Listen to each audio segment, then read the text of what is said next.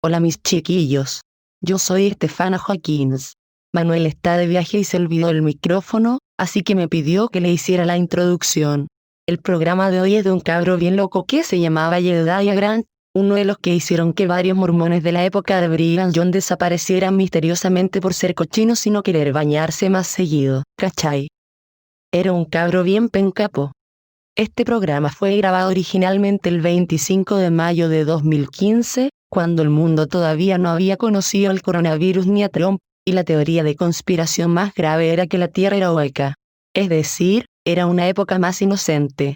Manuel dice que la pasen lindo para la Navidad y que se tomen una buena sidra para festejar que este año de mierda ya casi se termina. Salud.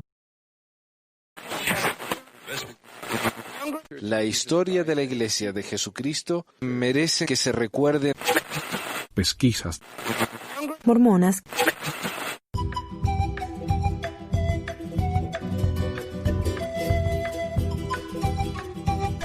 Hola, bienvenidos a otro episodio de Pesquisas Mormonas. Les habla Manuel acá desde Ogden, Utah. Noticias, no tenemos muchas. Noticias del programa nomás. Acabo de comprar 2 direcciones nuevas para el programa. Si van a pesmore.com, van a ir al website donde está el podcast nomás. pesmore.com, sería pesmor.com, como Pesquisas Mormonas. Y si van a pesmore.org, van a ir al blog. Ahí donde tenemos documentos, ensayos, tenemos gráficos, artículos, videos, tenemos de todo ahí. Como un tachito de reciclaje de todas las cosas que encontramos por ahí. Y si alguien quisiera compartir su historia con nosotros, tenemos varias, como para que la gente sepa, ¿no? Que alguien que se va de la iglesia no es porque decide pecar, como alguien me escribió en el blog ahí, no me acuerdo en qué episodio, pero alguien escribió un comentario, un anónimo por supuesto, siempre son anónimos, de que cuando uno se va de la iglesia es porque lo han excomulgado, y lo han excomulgado obviamente porque uno ha roto la ley de castidad. Así que ahí está, eso es lo que piensa la gente de uno, y es claro eso siempre ha sido así. Si uno vuelve temprano en la misión, ley de castidad. Si uno se va a la iglesia, ley de castidad. Y por eso también muchos tienen miedo de irse, por eso mismo justamente. Ley de castidad, porque lo que va a pensar el chusmerío de uno, ¿no? Así que está, si uno quiere compartir su historia, es de ayuda. Yo he encontrado, me he comunicado con gente que me han agradecido por esas historias, que en realidad yo escribí una, el resto lo escribieron oyentes del programa. Si alguien me quisiera compartir cosas para el blog, les ayudaría mucho. Me aliviarían un poco el trabajo, como está haciendo Gilmar, el mismísimo David Guzmán que me mandó este ensayo. Hay gente que está haciendo un trabajo fascinante, ¿no? Y que mis intereses son limitados, por supuesto. Y mientras más gente con más intereses tengamos, mejor. Más variada la cosa, ¿no? Y más interesante también. Ok, para aclarar un poco, entonces, hoy vamos a hacer dije el mismísimo, pensé que ya lo había mencionado, David Guzmán. Él me mandó el ensayo de hoy. Es un ensayo es una biografía de Jedediah, se escribe Jedediah con H al final, Jedediah Grant. Y un poco acerca de la Reforma de 1856. Y quiero aclarar un poco qué es la Reforma, porque es importantísimo. Esto yo nunca había escuchado antes. Así que yo le agradezco mucho al señor Guzmán aquí por mandarme esto, que nunca me hubiera enterado de otra manera. Tal vez dentro de unos 20 años, qué sé yo. Dice, la Reforma Mormona fue un periodo de renovado énfasis en espiritualidad dentro de la Iglesia de Jesucristo de los Santos de los Últimos Días. Sucedió entre 1856 y 1857 y estuvo bajo la dirección del presidente de la Iglesia, Brigham Young. Durante la Reforma, Young envió a su consejero, Jedediah M. Grant, y a otros líderes de la Iglesia a predicar a la gente a lo largo del territorio de Utah y las comunidades mormonas de los alrededores, con la meta de inspirarlos a que rechazaran el pecado y que se volvieran a las cosas espirituales. Los elementos más conservadores y reaccionarios de la doctrina de la Iglesia Sud dominaron las discusiones públicas durante la Reforma. Como resultado de la Reforma, casi todos los miembros activos de la Iglesia se volvieron a bautizar como símbolo de su compromiso. Y no fue solo un compromiso espiritual que hicieron, o un recompromiso espiritual, sino que fue, como van a ver aquí el hermano Grant, habla mucho acerca de la limpieza personal. Y yo creo que esto tiene que ver, tal vez porque lo estoy conectando con algo que que estoy estudiando ahora, que es la frontera americana, estadounidense. Y con la frontera se refiere al lejano oeste, ¿no? Todo lo que no era parte de los Estados Unidos. Y recordemos que los Estados Unidos empezaron con 13 colonias, que luego se convirtieron en estados. Y allá en el este, ¿no? Virginia, Nueva York, por ahí. Y ahí fueron yéndose hacia el oeste, de a poco. Y Utah fue uno de los últimos estados. Fue el número 45, creo. 45, 46. Ok, y en esa época de la frontera, que salía del lejano oeste, piensen eso, ¿no? Utah, California, incluso durante un tiempo Missouri, Illinois, no eran parte de los Estados Unidos. Entonces no estaban controlados por el gobierno y eran una tierra de nadie. Muchos se dedicaban a buscar oro, a buscar minas de tesoros, de plata, de carbón. Acá en Utah, en Nevada había muchas minas también, ahí donde está Las Vegas. Y la cultura mormona era muy de la frontera, ¿no? Era una cultura de violencia, que la misma iglesia publicó su ensayo acerca de la violencia en la iglesia de esa época. Porque era jodido, era mucha violencia. Tenemos los danitas, tenemos las masacres, tenemos las declaraciones de guerra que la iglesia hizo a la gente. Muchos solo recuerdan la declaración de exterminación, algo así. El llamado exterminación de los mormones que hizo el gobernador Boggs en Illinois, pero todos se olvidan que antes de que el gobernador Boggs hiciera eso, Sidney Rigdon en una conferencia pidió la exterminación de la gente en Illinois, de los ciudadanos de Illinois que no eran mormones. Y con exterminación, por supuesto, uno se refiere no a la eliminación, aniquilación, que lo van a matar, sino significa, en esa época, la exterminación, la orden de exterminación, perdón, ahí me acordé. Exterminación significaba que se fueran. Había que echarlos. Y lo hicieron. En ese sentido, los mormones fueron exterminados porque se fueron. Ok, y aquí dice el señor Guzmán, aquí empieza el artículo de él, o el ensayo, dice: la tarea más difícil del biógrafo es llamar la atención a sus lectores sobre su biografiado. Este líder de la Iglesia de los Santos de los Últimos Días se consideraría totalmente desconocido si no fuera el padre de uno de los profetas, Heber J. Grant, o Eber J. Grant, perdón. Mas si exploramos en su historia en la década de 1850, el nombre de Jedediah M. Grant fue reverenciado. Los sermones no fueron olvidados por muchos habitantes de Utah, más por los que huyeron por la reforma. Claro, mucha gente se fue de la iglesia a causa de la reforma. Escritos como en el que me he basado para escribir este ensayo, hacen que no sea un personaje aislado de este momento único, donde los santos tuvieron que ser más consagrados y más ajenos a la gentileza gentil que llegaba a su territorio.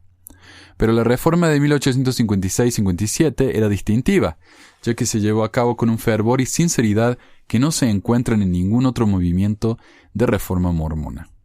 A este grado, este fervor se puede atribuir al carisma y magnetismo de Jedediah Morgan Grant, y eso está en el Journal of Discourses, y todas las referencias están aquí en el website, en pesmore.com. Los recuerdos de un hijo.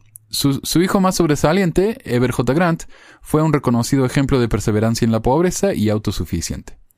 Gran hombre de negocios con el respeto de muchos que conocieron a su padre, pero se sentía inadecuado en su llamamiento de apóstol tan joven. Reconoció su incapacidad de testificar de Jesucristo, como se aprovechó el adversario de verle indigno de su posición. Se encontraba en una misión en territorios indígenas y pidió retirarse a cabalgar solo. Entonces me pareció ver y me pareció oír lo que para mí es una de las cosas más reales en toda mi vida. Me pareció ver un concilio en el cielo. Me pareció oír las palabras que se dijeron. Allí se encontraban Jesús, su padre y el profeta José Smith, quienes consideraban intolerable el que se hubiera demorado 2 años en llenar las vacantes en el quórum de los 12. Los hermanos no se habían puesto de acuerdo quiénes serían los indicados. Esto sería después de que murió José Smith. En este concilio, el profeta dijo: quiero ser representado por uno de los míos en ese consejo. Entonces se decidió que para remediar el error se debía enviar una revelación. Se me reveló que el profeta José Smith y mi padre me mencionaron y pidieron que se me llamara para esa posición. Me senté y lloré de alegría. Me fue revelado que yo no había hecho nada que me diera derecho a esa posición exaltada, excepto que yo había vivido una dulce y limpia vida. Se me fue dado debido a que mi padre prácticamente sacrificó su vida en lo que se conocía como la Gran Reforma, por así decirlo, de la gente en los primeros días, después de haber sido prácticamente un mártir que el profeta José y mi padre deseaban que yo tuviera esa posición.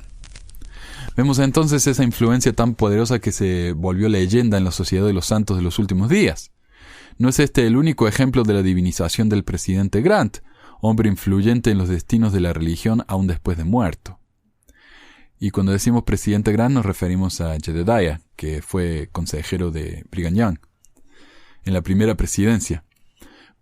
Brigham Young recordó en sus funerales que son pocos los que pueden madurar para la gloria, la inmortalidad que se prepara para los fieles, para recibir todo lo que fue comprado para ellos por el Hijo de Dios. Pero muy pocos pueden recibir lo que el hermano Grant ha recibido en su vida. Antecedentes. Jedediah definió su carácter con un humor exaltado sin nada de ceremonias. No soy solemne, no pongo cara santurrona, ni soy piadoso cuando estoy bilioso.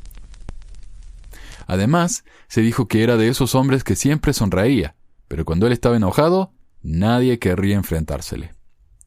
Vayamos a sus orígenes. Los primeros miembros de la iglesia eran serenos campesinos del este norteamericano, devotos a la religión que siguieran, agricultores o labradores, pero con educación y hábitos de lectura y contemplación. Declararía su predilección por las obras de Brown, Abercrombie, Locke y otros metafísicos, buscaría en la teología y otras ciencias, pero no encontraba satisfacción. Con todo el estudio que he realizado, con todos los libros que he leído y la experiencia que he tenido, nunca he sido capaz de transmitir con cualquier grado de fuerza las ideas presentadas a mi mente sin el Espíritu del Señor. Jedediah creció con el trabajo. Al principio de su adolescencia, no era uno de esos muchachos robustos y sanos. Se rompió la nariz desviándose el tabique a la izquierda, su cuerpo era frágil y con el rigor del campo lo fortaleció. Jedi, como le decían de joven, podía talar grandes árboles sin ayuda. Sus inquietudes metafísicas de joven fueron resueltas al seguir el evangelio restaurado que predicaba José Smith. Emigró a Kirkland y sería partícipe de misiones prédicas del fallido campamento de Sion. Su servicio no fue olvidado cuando le llamaron a uno de los oficios creados en la iglesia en este año de 1835 por el mismo José. El 28 de febrero, la iglesia en concilio se reunió. Se inició la selección de ciertos individuos a ser 70, del número de los que subieron a Sion conmigo en el campamento, y los siguientes son los nombres de los 70, que fueron ordenados y bendecidos en ese momento, para comenzar la organización del primer quórum de los 70, de acuerdo a las visiones y revelaciones que he recibido. Los 70 constituirán un quórum viajante para ir por todo el mundo donde quiera los 12 apóstoles les llamen. Recorrería los estados de Ohio, Nueva York, Pensilvania, proclamando el evangelio tanto en capillas como en las cortes. El entonces joven Jedediah fue educado en lo que sería adelante un fiero predicador, un dispuesto defensor de esta fe. Según la enciclopedia biográfica de Andrew Jensen, se volvió ampliamente conocido y adquirió una fama considerable, como un hábil erudito de las escrituras y polemistas, en ciertas discusiones celebradas con teólogos metodistas, quienes nunca temió ni se negó a cumplir. Se le gustaba debatir. Su familia se vio afectada por las persecuciones de Ohio y Missouri. Su hermano George D. Grant fue encarcelado en Richmond junto a José Smith. Jedi ubicó a su familia en el condado de Knox y marchó a la conferencia en Quincy, asignándole ir a una misión a Virginia y Carolina del Norte. Abriría allí una rama de más de 60 miembros, partiría de ese estado para volver a Nauvoo. Elder Grant regresó a Nauvoo. Se fue de las personas de buen corazón de Virginia con lágrimas en los ojos. Ellos aprendieron los principios de la vida de sus enunciados y ejemplo diario, y lo amaron como un mensajero del cielo enviado para salvarlos. Después del asesinato de los hermanos Smith, salió hacia Filadelfia y comunicó esta noticia a los apóstoles, enfrentó las doctrinas que enseñaba Sidney Rigdon, proclamando sucesor de José, en ciertas cartas que fueron publicadas, narrándonos las herejías que trataba de implantar contra la autoridad de los 12. Aunque se ha admitido que el señor Rigdon era un hombre de talento, dotado de un don extraordinario para hablar en público, se verá que su conciencia era de un tipo peculiar, cuando habló en el nombre del Dios Altísimo para satisfacer su ambición vana. Y qué interesante que es tan fácil para ellos reconocer cuando alguien supuestamente está hablando por la voz del Espíritu y cuáles no. Cuando la cuestión entre Sidney Rigdon y Brigham Young fue a causa de un debate. Brigham Young hablaba más lindo, así que él ganó. Además que Rigdon estaba medio fallado de la cabeza. Lo que pasa es que una turba lo agarraron a él y a José Smith y los golpearon, los llenaron de brea. En esa situación, Rigdon se golpeó la cabeza muy fuerte y tuvo una contusión, creo que se dice. Y no fue el mismo desde entonces. Tenía episodios donde veía cosas y se ponía medio loco, ¿no? El pobre. El señor Rigdon actuó como portavoz y líder con el elder J. Smith. Con él miró en cosas más allá del velo, los reinos celestiales, terrestres y celestial. Él también vio mientras estaba envuelto en las visiones del Todopoderoso.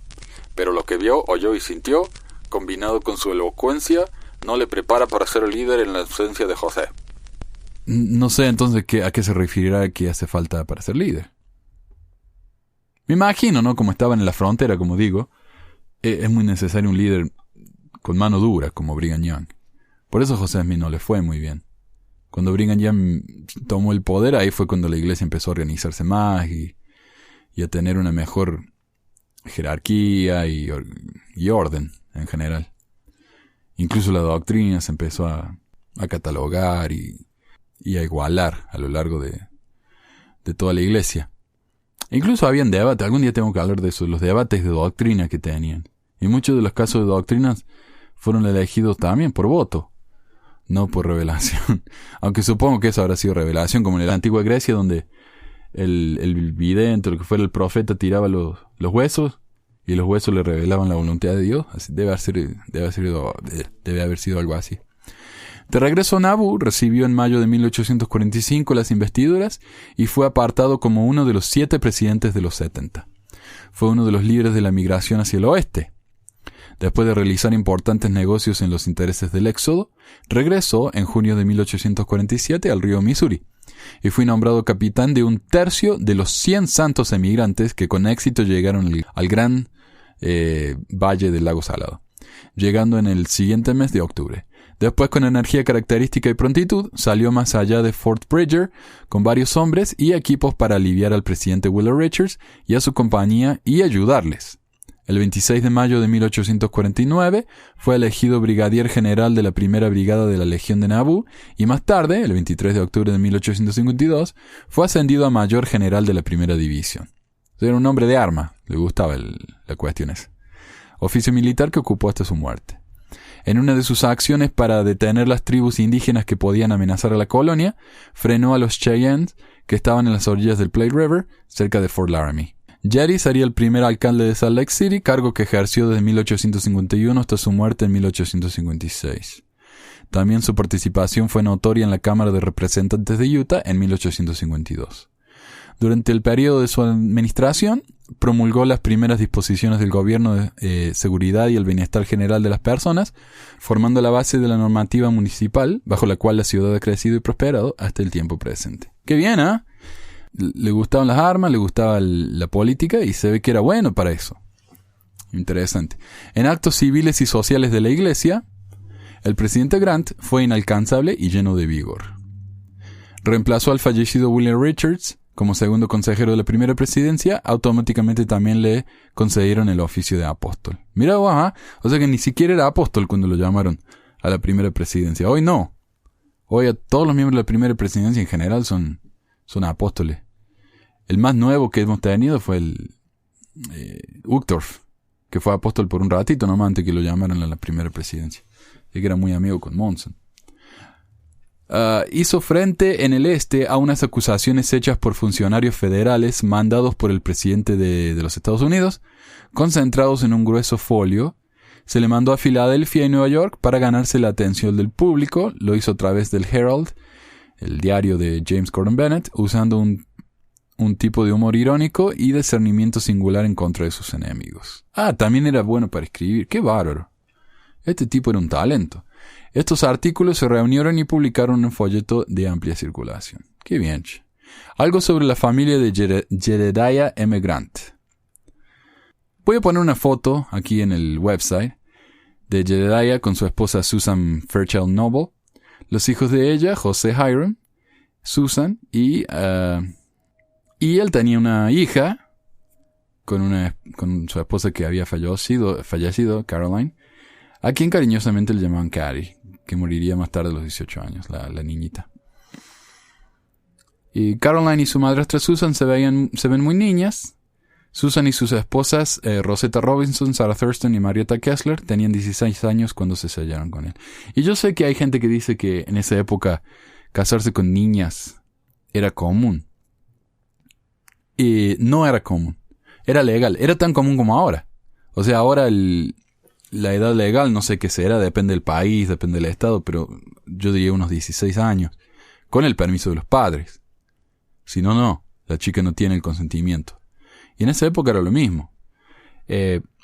Pero generalmente cuando una chica de 14, 15, 16 años se casaba con un chico de 15, 16, 17 años. No con un hombre grande. ¿Se dan cuenta la diferencia? Entonces, claro, es común, pero no en la situación en la que vemos acá con los líderes de la iglesia. Para nada. Estos hombres eran... O sea, hoy se considerarían pedófilos. Un hombre de 30 y tanto, 40 y tanto, casándose con una niña de 16. No, eso no era normal en esa época. Pero para sus jóvenes esposas todo cambiaría de súbito. Muy de noche, en diciembre de 1856, Jedediah agonizaba por la fiebre tifoidea, además de neumonía. La nieve no ayudaba a su recuperación, sus pequeñas esposas e hijos lloraban intensamente. Solo una permanecía aparte, ocultando la tristeza, Rachel Evans. Al conocer la historia de sacrificios de Rachel junto a su hijo Ever, vemos en qué quedaron las 6 mujeres y los hijos. Susan, Rosetta, Sarah Ann Thurston y Rachel fueron dadas por Brigham Young como mujeres a George D. Grant. Para los santos de la época esto cumplía la ley hebrea del levirato, los hermanos tomaban como mujeres a las viudas. Sin embargo, la vida era muy pobre, no podían seguir habitando el hogar ostentoso del fallecido. George resultó ser un ebrio que al final se marcharía al sur del territorio con sus otras mujeres. Hacia 1858, las mujeres se divorciaron e hicieron vida aparte. Rachel consiguió una cabina de adobe cerca de Main Street y ahí criaría en humildad a su hijo. Si miramos a los hermanos y parientes del presidente Grant, no todos fueron fieles a la fe mormona.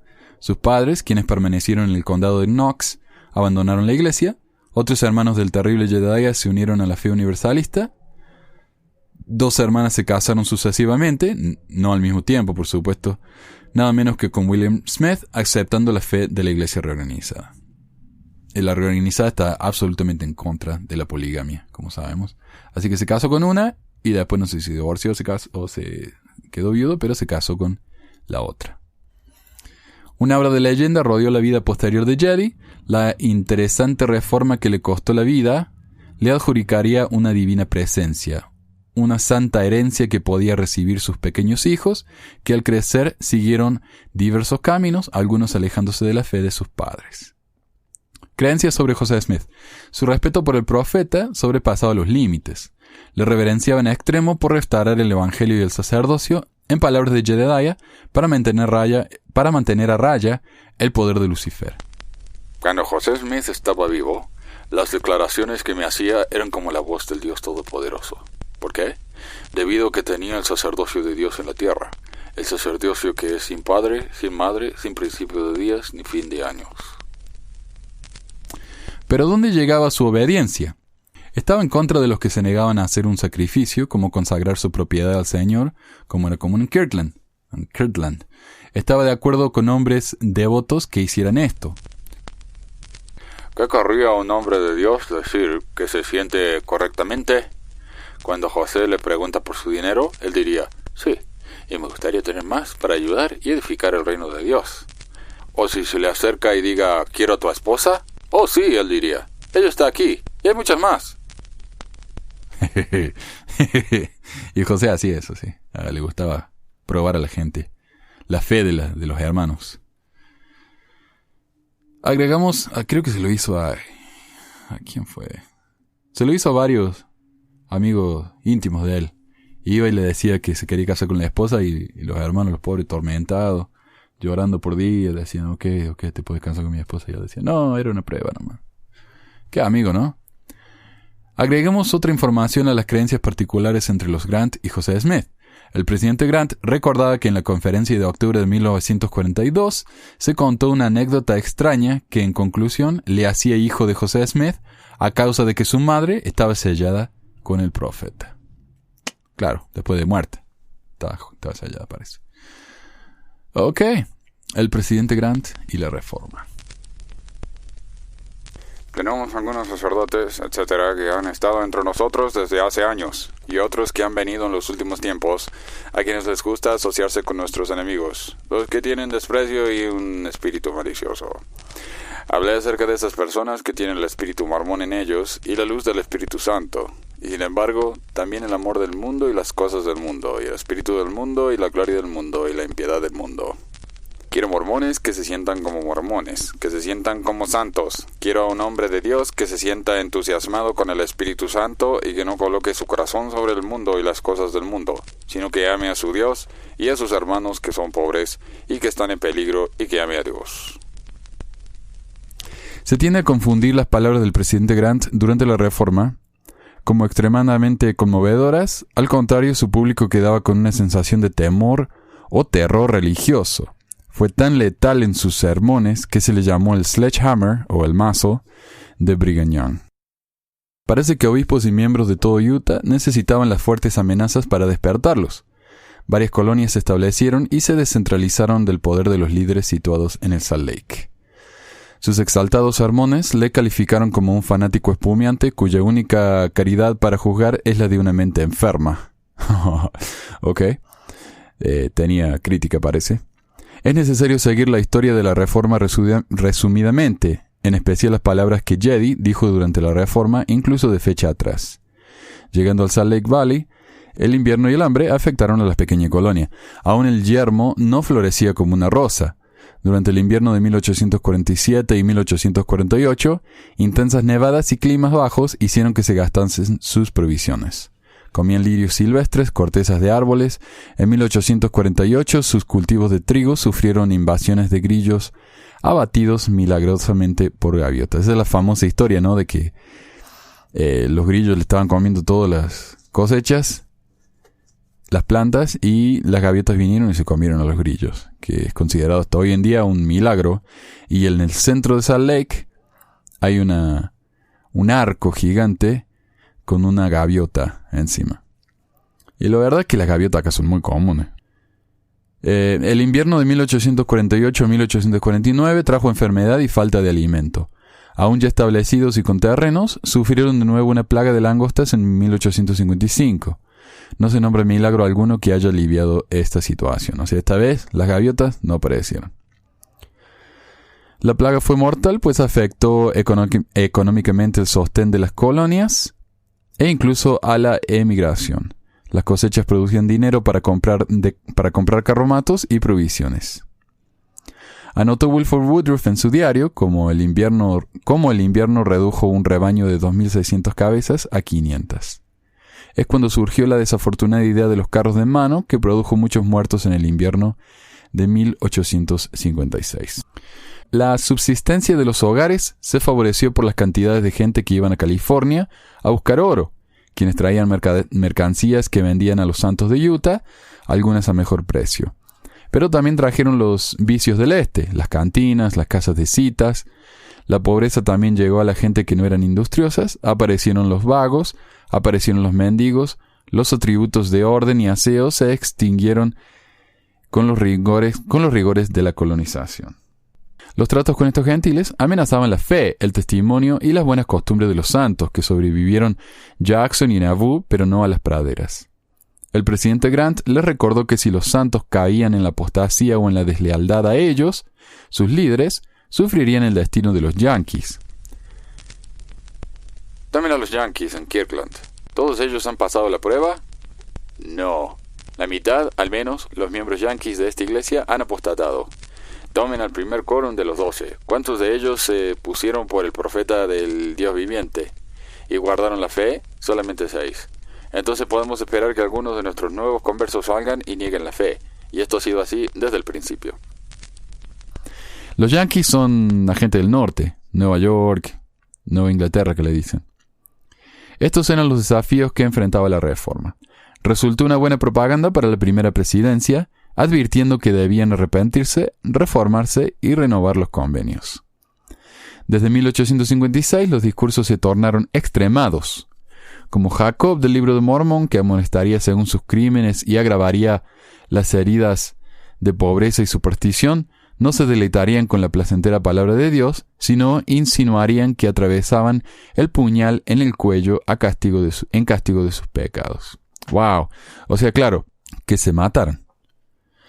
Y tal vez no es que él haya mandado a la gente a que asesinen a los vecinos o a los no creyentes, sino que era una cuestión de que cuando uno dice, ¿no?, de que si uno no es suficientemente bueno, el sacrificio de Jesucristo no cuenta, porque es demasiado, va más allá del sacrificio de Jesucristo, entonces la única manera de salvarse es matándose. Y hoy en día, muchos de los fundamentalistas usan esto como excusa para asesinar a la gente. Pero Dios dijo que sus pecados eran tan malos que el sacrificio de Jesucristo no era suficiente, entonces nosotros en realidad le estamos haciendo un favor al asesinarlos en sangre fría. Ok. El presidente Young, reunido con la primera presidencia y los 12 el 7 de septiembre, pidió que fueran entre la gente y predicaran el evangelio. Jedi atendió el pedido y marchó a Caseville por 4 días junto a José Young, Thomas Grover y otros hombres. En esta ocasión declaró que discursaría sobre la fe, el arrepentimiento y el bautismo para la remisión de pecados. El domingo, el presidente Grant pronunció un discurso conmovedor sobre el texto del hermano Brigham. Santos, vivan su religión. Se instó a los miembros de la iglesia a celebrar sus sagrados pactos y que se mantuvieran ellos mismos y su entorno físico ordenado. Los que no estaban dispuestos a hacer lo correcto se les animó a salirse del territorio. Y aquí es donde entran los danitas, que es la fuerza esta como una especie de policía privada de Brigham Young, que se sacaba de encima a la gente que no les caía bien, que no les convenía, que no les gustaba. Reunido con los maestros del barrio, les aconsejó informar al obispo el estado de los miembros, y concluía pidiendo una manifestación de apoyo en cuanto a si los santos estaban dispuestos a renovar sus convenios a través del rebautismo. Por unanimidad se aceptó. Al día siguiente, bajo su dirección, unos 500 santos del territorio se rebautizaron. El presidente Grant rebautizó al obispo y sus consejeros. Se bendijo a los enfermos y a niños y dio instrucciones sobre mantener a los misioneros locales. El martes, tanto el presidente Grant como el presidente José Young hablaron. Después los maestros y los misioneros locales se dirigieron a la congregación. Guiado por un fervor grande por la obra que empezaba, quiso el presidente Grant avanzar más de lo que le mandó el profeta, propuso ir a Farmington. Y Farmington está cerca de Caseville, está ahí nomás, pero en esa época me imagino que debe haber sido un buen viaje en caballo. O sea, claro, se entusiasmó. El presidente Young le pidió que hizo algo y él hizo más. Su temerario deseo que todos se arrepintieran luego de oír sus palabras alcanzó grandes extremos. Jedi sentía una fuerza inusitada en su misión santa, tal como nos narra. Esto me hace pensar en una circunstancia que ocurrió cuando fuimos a Caseville para predicar la Reforma, bajo la dirección del hermano Brigham. Había un espíritu oscuro y aburrido allí, que no era muy agradable para nuestra naturaleza, y el hermano Joseph Young sentía la vida en él. Estaba lleno del espíritu. Después de estar un par de días, me dijo: hermano Grant, me siento frío, se siente frío, y supongo que será mejor que se vaya a Farmington, predicar allí y volver a casa. Después de un rato le dije: ¿sabe cómo me siento al respecto? En el nombre del Señor Jesucristo, yo nunca voy a dejar esta tierra, hasta que este pueblo se rinda. Voy a colgar la bandera del Señor Jesucristo en sus puertas, y habrá un asedio de 40 días. Luego que cada uno por asalto al castillo y dirigirnos contra los baluartes del infierno y dejar que cada elder tire las flechas de Dios Todopoderoso a través del pecador y atraviese sus lomos y penetren en sus entrañas, hasta que la bandera de Cristo ondee triunfalmente sobre Israel. Bueno, acá no está hablando de una flecha literal, ¿no? Está hablando de una especie de... la palabra de Dios lo va a atravesar como una flecha, me imagino. Una semana después, 21 de septiembre, los sermones de los presidentes Young y Grant insinuaron los castigos más terribles para los que cometieron pecados que no cubría la sangre del mismo Salvador. Y acá es lo que estoy hablando, ¿no? De la expiación de sangre. Me dedicaré en especial a las siguientes palabras del presidente Grant. Yo digo que hay hombres y mujeres a quienes aconsejaría ir a la presidencia de inmediato y que le pidan a alguien del comité que atienda su caso y luego dejar que haya seleccionado un lugar y que ese comité derrame su sangre. Tenemos aquellos entre nosotros que están llenos de toda clase de abominaciones, las personas que necesitan tener su sangre derramada, ya que el agua no es suficiente, sus pecados son demasiado oscuros. Pueden pensar que no les estoy enseñando doctrina bíblica, pero ¿no lo dice el apóstol Pablo? Me pregunto cuántos quebrantadores de convenios hay en esta ciudad y en este reino. Creo que hay un gran número, y si son quebrantadores de convenios, necesitamos un lugar designado en el que podamos derramar su sangre. ¡Ay, ay, ay! Una especie de matadero para los pecadores. Algo así, ¿no? Se puede discutir si se empezaron a aplicar estas penas de una manera anárquica en el territorio. Se ha analizado lo que cruzaba por la mente de estos líderes cuando dieron estos sermones. Peterson reconoce que el carácter indulgente y paciente de Brigham permitiera estas sangrientas penas, añadiendo la ilegalidad que serían según las leyes de la nación, citando al autor. Las declaraciones de la expiación de sangre fueron probablemente diseñadas para asustar a los miembros de la iglesia para que se conformaran a los principios de los santos de los últimos días. Para los santos con buenas intenciones, se calcularon para causar alarma, la introspección y en última instancia el arrepentimiento. Para aquellos que se negaron a cumplir con las normas mormonas, se esperaba que este tipo de amenazas ominosas apresuraran su salida del territorio. Claro, era para asustarlos, ¿no? O que se arrepintieran o que se fueran, una de dos. Pero supuestamente no era realmente para matarlo. Pero bueno, cuando el profeta habla, ¿qué va a pensar la gente, no? Esta es la palabra de Dios. Allí el autor estará de acuerdo con un comentario hecho por el presidente Grant del 9 de noviembre de 1856. El hermano Brigham es un padre para los quórumes de esta iglesia, y cuando las personas están en lo cierto, ¿tiene una disposición a castigarlos? No, él tiene un sentimiento paternal para bendecirlos, y también lo ha hecho el hermano Heber. Es como nos dicen hoy, ¿no? La iglesia no obliga a nadie a que cumpla los mandamientos, paguen el diezmo, cada uno hace lo que quiere. Pero si no lo hace, ay, ay, ay. Y aquí es lo mismo. El presidente Young es malo y trata de castigar a la gente. Si se portan bien, no. Y lo deja ahí. Claro que Jedi dudaba si estos sentimientos daban preferencia a los niños más que a la gente de edad. Tenía más tolerancia hacia los pequeños y podía enseñarles mejor que a los más viejos. El presidente Grant interpretó la voluntad de Dios en forma intransigente, condenando a todos los sacerdotes, a todas las familias, invocando ángeles exterminadores que cruzan Salt Lake City, invocando la ira del Todopoderoso contra la escoria y la suciedad, no solo la ira divina, sino la de José, la de Brigham, la de Heber y la de Eli incluso. Tienen que limpiarse ustedes mismos de la corrupción antes de estar en forma para la sociedad de esos seres. Es posible que escuchen de personas en otras ciudades que son bautizados y renuevan sus convenios, pero no son más pecadores que todos los demás. Y salvo que los habitantes del Great Salt Lake City se arrepientan y hagan las primeras obras, todos perecerán igualmente, y la ira de Dios estará sobre ellos y a sus alrededores.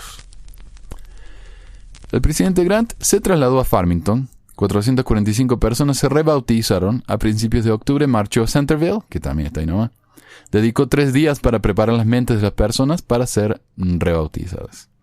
Su triunfo no fue igual en Bountiful. Los tachó como una gente tan fría como el hielo de las regiones polar. Y Bountiful hoy en día también es mormonísimo. Más mormón que Provo, diría yo. El 30 de septiembre de 1856 preguntó a los obispos y consejeros si tenían sus oraciones familiares y privadas, si se lavaban una vez por semana en agua pura. Muchos respondieron que no. Jedi insistió que se arrepintieran y purificaran, y luego saldrían a purificar a toda la ciudad. Si los obispos no hacen esto, que se retiren de sus posiciones, y el Marshal recibirá órdenes para enviar una ronda de policías para lavar a los obispos y a la gente y a limpiar las casas para que la ira de Dios no se encienda contra nosotros. Denunció en una reunión en el barrio 17 de Salt Lake cómo entre la congregación había gente corrupta, que no oraban, que no pedían bendiciones. Como parafraseando a Nefi en el capítulo 27 de Segundo Nefi, dijo: algunos piensan que la razón por la que no progresamos más rápidamente es porque estamos añadiendo constantemente nueva arcilla. Pero yo preferiría tener arcilla nueva para hacer un vaso honorable que una buena parte de nuestra arcilla antigua, porque gran parte de ella se ha pegado al recipiente templado hasta que se ha echado a perder. Entre sus recomendaciones de hacer lo correcto en cada instante, resistiéndose a funcionarios de gobierno corruptos incluso, pidió a los obispos y a los maestros rectos y llenos del Espíritu Santo, a los 70 élderes y presidentes de quórumes, que andaban espiritualmente muertos y condenados, a que despertaran y vivieran su religión. Esta gente está dormida, y yo les garantizo que hay muchos de ellos que no oran, o si hacen solo 3 oraciones que se congelarían sobre el infierno. Como dijo una vez un ministro metodista, quiero que oren con el Espíritu Santo sobre ustedes. Como medida higiénica, dijo que era su deber mantenerse limpios e hizo publicidad al catequismo de que los misioneros locales debían usar en sus visitas a los miembros. Y habían catequismos mormones al comienzo. Hoy ya no existe eso, ¿no? Pero los catequismos mormones eran muy populares. Y como saben, o sabrán, el catequismo es un libro donde se hacen preguntas y se dan las respuestas. Y uno los estudia, los aprende, y entonces ahí tiene la respuesta de todas las cosas de la iglesia. Pero bueno, él dice aquí: yo les digo, pregunten a la gente si se mantienen limpios. ¿Ustedes lavan sus cuerpos una vez cada semana, cuando las circunstancias los permiten? ¿Mantienen limpias sus viviendas, dependencias y patios? La primera obra de la reforma para algunos debe ser limpiar las inmundicias previas de sus hogares. ¿Les gustaría tener la visita del presidente Young, que pasara por sus casas, examinara sus habitaciones, ropa de cama, etc.? Muchas casas apestan tan mal que un hombre limpio no podría vivir en ellas, ni casi respirar en ellas. Algunos hombres se criaron en el hedor, y también sus padres antes que ellos. No intenten bendecir a nadie en esos lugares. Se puede preguntar por qué habla así. Se pueden hablar en un mejor estilo sobre la suciedad, la maldad y la inmundicia. Si ustedes pueden, yo no puedo. Y al mismo tiempo, hacer que el pueblo se sienta lo suficientemente comprometido con el tema para quitar su suciedad y estar limpios. Si quieren que hable más suave, háganlo mejor y manténganse limpios. Si tuviera que hablar de Dios, del cielo, de los ángeles o de cualquier cosa buena, podría hablar en un estilo más refinado, pero tengo que hablar de las cosas tal como existen entre nosotros. No andaba con vuelta el presidente Grant, obviamente. No tenía reservas para decir lo que era pesado ante muchos cuando dijo: algunas personas desean poder callarme la boca y tener una charla con el presidente Young, pero gracias a Dios no pueden cerrarme la boca, porque nunca tuve una mordaza en la boca. Hizo referencia a los emigrantes que llegaban a la ciudad en la reunión del 12 de octubre de 1856. Les recordó que estuvieran satisfechos aún con lo poco que tenían y no fueran codiciosos. Todo llegaría después de años de duro trabajo y esfuerzo. Agregaría otro concepto de la higiene en sus viviendas. No creo que un hombre que está lleno del Espíritu Santo va a vivir contento en un lugar sucio y mugriento, cuando tiene el poder para impedirlo. Vayan a través de nuestra ciudad y se encontrarán con algunos que viven en la suciedad y degradación. Algunos que les gusta la suciedad, que les gusta tener su vaca en la casa y sus pollos en la mantequilla. Les gusta tener sus cerdos y sus hijos cerca lo suficiente como para alimentarlos juntos. Y sus hijos son tan malos y sucios, ¿cómo pueden ser? Y sin embargo, estas personas tienen el espíritu y el poder de Dios. Esta es una razón por qué tantas personas mueren mientras viajan a este lugar. Es porque el Espíritu Santo está harto de ellos. Si deseáis el Espíritu Santo, conservaos limpio. Ahí está, ¿ve? La gente se murió en los carromatos, los pioneros, porque estaban sucios. Y el Espíritu se cansó, se aburrió de ellos y los mató todos. Después de aconsejar total pureza y obediencia para recibir más de la guía del Espíritu Santo, pidió que hubieran mejores predicadores que no sigan a la regla de los libros. Dijo: deseo ver la reforma de los hombres en sus actos y no que digan, nuestros vecinos deben convertirse, sino que digan, en el nombre del Dios de Israel, la reforma se hará en nuestras casas, en nuestros hijos, y les llevaremos a casa con nosotros, y nos ceñiremos nuestra armadura y adelantaremos la causa de Dios. Esto es porque hemos sido enviados aquí. Una de las decisiones de la Conferencia General de octubre fue llamar a los misioneros retornados a que cumplieran giras por los pueblos de Utah para fortalecerlos. Era la herramienta para cumplir la reforma. El 27 de octubre, reunido con los ex misioneros, el presidente Grant anunció que serían dirigidos por los líderes Wilford Woodruff y Franklin D. Richards de los 12. Se les indicó que su objetivo era ver a investigadores que nunca conocieron misioneros, que inicialmente trabajaran con los líderes locales de los barrios y luego con los miembros. Las consecuencias del exceso de celo de estos maestros locales molestaron a algunas familias. Sentían que la impertinencia y el entrometimiento eran características de esos élderes, incluso cuando usaban el catequismo, o la lista de preguntas, cuya inspiración estaba basada en los sermones del presidente Grant. Fallecería sin ver aún los efectos de la reforma, la cual, en las palabras del presidente Young, expulsaron los males de la holgazanería, la apostasía y la suciedad en el territorio. Los apóstatas dejaron el territorio aun si sospechaban que podían ser asesinados por sus pecados. Y esto me hace acordar a la Argentina de los 80, 70, cuando los militares sospechaban que había alguien educándose un poco demasiado, que podría ser un peligro, ¿no? Un rebelde, los hacían desaparecer. Si alguien no quería desaparecer, se tenía que ir del país. Me suena eso, ¿no? Es lo que se llama una distopia. Es lo contrario a una utopía. Piensa en el libro 1984 de George Orwell. Es una distopia donde supuestamente todo funciona mejor, todos están más felices, pero en realidad solo se benefician unos tantos. Y finalmente, cuando hay una distopia, al menos en la literatura generalmente las cosas se pudren. Eso es una distopia.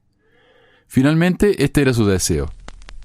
Quiero ver que las personas se despierten con la reforma, que abandonen todos sus malos hábitos y todo lo que es oscuro, repugnante e impuro. Quiero verlos evitar toda suciedad, inmundicia, degradación y que dejen de profanar el día de reposo y el nombre del Señor Dios de Israel. Quiero ver al pueblo arrepentirse, como dijo el presidente esta mañana, y hacer una reforma en sus vidas, en sus obras y en mantener sus casas, granjas y todo lo que tienen limpio y ordenado. Lo que me hace pensar a mí este hombre es que tal vez haya tenido algún problema mental. Hay un desorden que se llama desorden compulsivo obsesivo, algo así.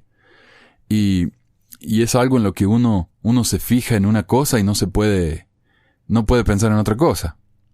Y generalmente, por ejemplo, es gente que se lava mucho las manos, gente que quiere que todo esté limpio, que tiene miedo de los gérmenes, gente que cuando camina por la vereda no puede pisar los cracks, ¿cómo se dice? Las roturas, lo que fuera, ¿no?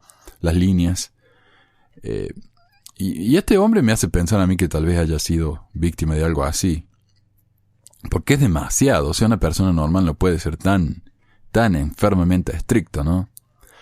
Y continúa aquí, dice, no se salvaba nadie, tal como lo sostuvo en una reunión dominical el 9 de noviembre, aprobando las palabras del presidente Kimball sobre la indignidad de muchos al tomar la Santa Cena, si robaban coles, leche o herramientas del vecino. Cuando veo a personas que son muy religiosas exteriormente, siempre encuentro que inician el robo en la primera oportunidad que tienen y al día siguiente hablan en lenguas en alguna reunión de la clase o reunión de barrio e interpretan lenguas o relacionan algún sueño o visión notable. Yo cuestiono seriamente cuando algunas personas se bautizan, si no salen del agua los mismos pobres diablos miserables que cuando entraron. Tiene que haber una base en el pueblo, un estándar justo en el pecho que debe ser más o menos inherentes en las personas, o de lo contrario nuestras profesiones son en vano. Yo, por lo tanto, quiero que cada persona deje el pan en las bandejas, el agua en las copas y que no participe de la Santa Cena, a no ser que tengan una buena razón. En ese mensaje justificó las represiones duras que los líderes dieron en el púlpito como una manera de encauzarlos al buen camino. ¿Cuál será el resultado de los castigos dados a este pueblo? Yo respondo, si les hacen caso, van a ponerlos en el camino verdadero. Es la situación de la gente que pide las enseñanzas que ahora reciben de los siervos de Dios. Si todas las personas hacen el bien, no serán castigados en absoluto. Si la familia de un hombre se comporta bien, ¿suponen que una persona coherente y razonable encontrará fallo alguno con ellos? No. Las visiones de Jedediah Grant. En julio de 1844, cuando se casó con Caroline Van Dyke, la pareja salió el mismo día a Filadelfia, donde era el elder presidente de la iglesia en la ciudad. A los 10 meses regresó a Nauvoo y pronto nació Caddy. En Winter Quarters nació su segunda hija Margaret, era 1847 y estaban ambas en delicado estado de salud. En junio emprendieron el viaje a Salt Lake, pero hubo muchos enfermos por esos caminos tan insalubres. Hombres, ganados y finalmente Caroline. La salud de mi esposa ha seguido siendo muy mala. Ella siente la necesidad de las oraciones y la fe de aquellos que tienen influencia con el más alto. Ella desea ser recordada en sus oraciones, escribió Jedi a Phineas Young. Perdió a la pequeña Margaret por la cólera, enterrada el día siguiente en un hoyo no muy profundo. Los padres tuvieron mucho coraje. Caroline logró caminar un poco junto al carromato, pero contrajo fiebre en el Echo Canyon, y a los 20 días de la muerte de Margaret, Caroline moriría también. Fiel a su promesa, Jedi llevó sus restos en el carromato y la enterró en Salt Lake. Después, junto a Joseph B. Noble, fue a buscar a su hijita para enterrarlas juntas. No encontró sus restos, los lobos los habían devorado. Una vez que estuvo de regreso, hicieron una fogata y cantaron himnos para animarse. De repente, Jedediah miró hacia el suelo y dijo a Joseph que contempló a su mujer y a su niña felices en la gloria celestial. Una semana antes de que el presidente Grant muriera, Heber C. Kimball le visitó, solo le estrechó la mano, no podía hablar, le bendijo para que sus pulmones se sanaran, después le confesó que vio esta visión. Él me dijo, hermano Heber, he estado en el mundo de los espíritus 2 noches seguidas, y de todos los temores de que he tenido, el peor era tener que volver de nuevo a mi cuerpo, aunque tuve que hacerlo. Pero, dijo él, el orden y el gobierno que habían allí. Cuando estaba en el mundo espiritual, vi el orden de los hombres y mujeres justos. Contemplé las organizaciones de sus varios grados, y no parecía haber ninguna obstrucción a mi visión. Pude ver todo hombre y mujer en su grado y orden. Miré para ver si había algún trastorno allí, pero no había ninguno. Tampoco podía ver ninguna muerte ni ninguna oscuridad, desorden o confusión. Dijo que la gente que allí vio estaban organizados en capacidades de familia. Vio a los justos reunidos en el mundo espiritual y no había espíritus malignos entre ellos. Vio a su esposa, ella fue la primera persona que se le acercó. Vio a muchos que conocía, pero no tuvo una conversación con ninguno, excepto con su esposa Caroline. Ella vino a él y él dijo que se veía preciosa, y tenía a su pequeña hija quien murió en las llanuras, en sus brazos, y dijo, «Señor Grant, aquí está la pequeña Margaret. Usted sabe que los lobos se la comieron, pero no le hicieron daño. Aquí está todo bien». Para mi sorpresa, dijo, cuando miré a las familias existía una deficiencia en algunas. Había unas faltas, pues vi familias a las que no se les permitió venir y vivir juntas porque no habían cumplido su llamamiento aquí. Después de hablar de los jardines y de la belleza de todo lo que había, el hermano Grant dijo que se sentía muy triste por tener que dejar tan hermoso lugar y volver a la tierra, porque miraba sobre su cuerpo con aversión, pero se vio obligado a entrar de nuevo en él. Dijo que después de su regreso, podía ver a su familia y ver el espíritu que había en ellos, y la oscuridad que había en ellos, y que él conversó con ellos sobre el Evangelio, y lo que debían hacer, y respondió, «Bueno, hermano Grant, quizás sea así, o tal vez no». Y dijo que era el estado de este pueblo, aún en gran medida, porque muchos están llenos de oscuridad, y no me van a creer. Sus pensamientos, sus sensaciones, eran manifestación de los extremos de la fe, extremos del fanatismo. Allí nacería su inspiración para sus acciones cuando recorrió Utah predicando la limpieza y el arrepentimiento. Amenazando con pedir la expiación de sangre a los incrédulos, solo estaba actuando parte de su creencia.